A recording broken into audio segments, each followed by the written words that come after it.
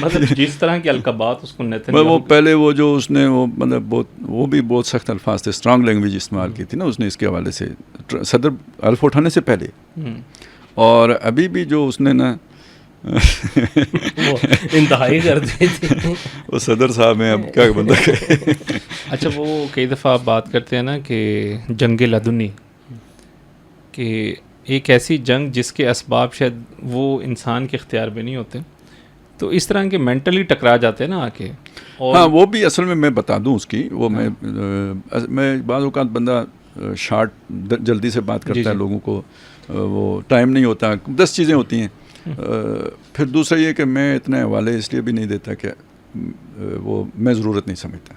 وہ جس نے کوئی مقالہ لکھنا ہو، کوئی اپنی علمی حیثیت ثابت کرنی ہو تو وہ پھر سارے حوالے دے کے بات کرتا ہے.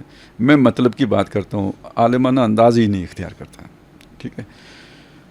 لیکن میں اپنے پاس سے بات کرنے کی جسارت نہیں کر رہا ہوتا ہے. جب میں اسے جنگ لدنی کہتا ہوں تو کیوں کہتا ہوں وہ میں آج آپ کو بتا دیتا ہوں. یہ سارا تھیسس جو ہے نا وہ مولانا مناظر حسن گیلانی کا ہے، میرا نہیں ہے.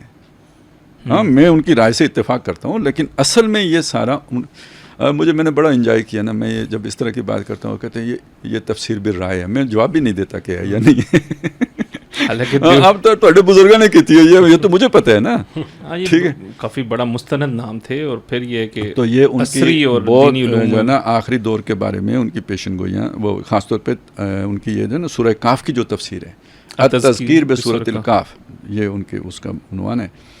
اس میں یہ جو باسن شدید ہے نا، یہ دوسری یا تیسری آیت میں ہے، لِيُنذِرَ بَأْسًا شَدِيدًا مِّن لَّدُنْهُ، اس کی انہوں نے تشریح کی ہے. باقی تو اصل میں باس کے لفظ کے ساتھ اکثر جو ہے نا وہ عذاب کا لفظ مطلب ترجمہ عذاب سے کیا گیا ہے. انہوں نے اسے جنگ کے ساتھ ترجمہ کیا ہے. ٹھیک ہے نا، کہ باس کا مطلب جو ہے نا جنگ ہے. باسن شدید، سخت جنگ، خبردار کر دے ایک سخت جنگ سے. پھر اسے آرمگڈان کے ساتھ اور الملحمۃ العظمیٰ کے ساتھ جوڑا ہے. تو انہوں نے بھی کوئی رائے سے نہیں کی ہے، اسے باقاعدہ نقل سے کے ساتھ جوڑا ہے اسے. لیکن بعض کا تو سورہ بقرہ میں بھی نا. اچھا میں نے پھر اس میں یہ چیز لائی ہے کہ اللہ کے عذاب ہی کی صورت جنگ بھی ہے. یہ سورہ انعام میں 3 آیتیں جو نا عذاب کی 3 صورتیں ہیں. قل هو القادر علی ان یبعث علیکم عذابا من فوقکم او من تحت ارجلکم او یلبسکم شیعا، یا تمہیں گروہوں میں تقسیم کر دے. ویذیق بعضکم بأس بعض، ایک گروہ کو دوسری گروہ کی جنگ کا مزہ چکھا دے یا طاقت کا مزہ چکھا دے. تو اب یہ جو جنگ ہے یہ بھی گویا اللہ کے عذاب کی صورت ہے. جیسے سر کے اوپر سے آتا ہے، جیسے پاؤں کے نیچے سے آتا ہے، ایسے ہی جنگ کی صورت میں بھی آتے ہیں.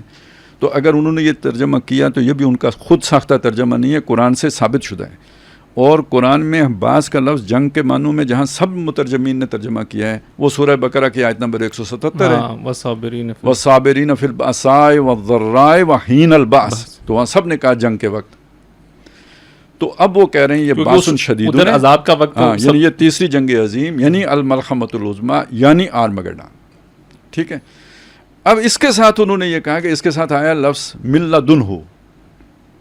یہ سورہ کاف ہی ہے جس میں وہ لفظ آیا ہے کہ آتیناہ علما من لدن آتیناہ رحمتا منا وعلمناہ من لدنا علما.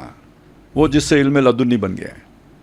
اس کی تو تشریح ہر آدمی کو، بچے کو معلوم ہے کہ وہ ہوتا ہے جس میں آپ نے قلم نہ پکڑی ہو اور روایتی طریقے سے نہ سکھا ہو، اللہ نے آپ کو انڈیل کے دے دیا ہو. سب جانتے ہیں نا یہ علم لدنی ہے. یہاں جنگ لدنی ہے، اس کی کسی نے تشریح کرنے کی ضرورت ہی محسوس نہیں کی ہے. تو انہوں نے اس کی تشریح کی ہے. اچھا. اور انہوں نے یہ تشریح کی ہے کہ یہ جو جنگ ہوگی، یعنی یہ لدنی کا مطلب یہ ہے کہ جنگوں کے اسباب ہوتے ہیں، اس کے اسباب اللہ خود پیدا کرے گا. یعنی لوگ نہ بھی لڑنا چاہیں گے تو لڑائی ہو کے رہے گی. اس کو یہ اللہ نے کرا کے چھوڑنی ہے. من لدن ہو، خاص اس کی طرف سے مسلط کردہ ہوگی.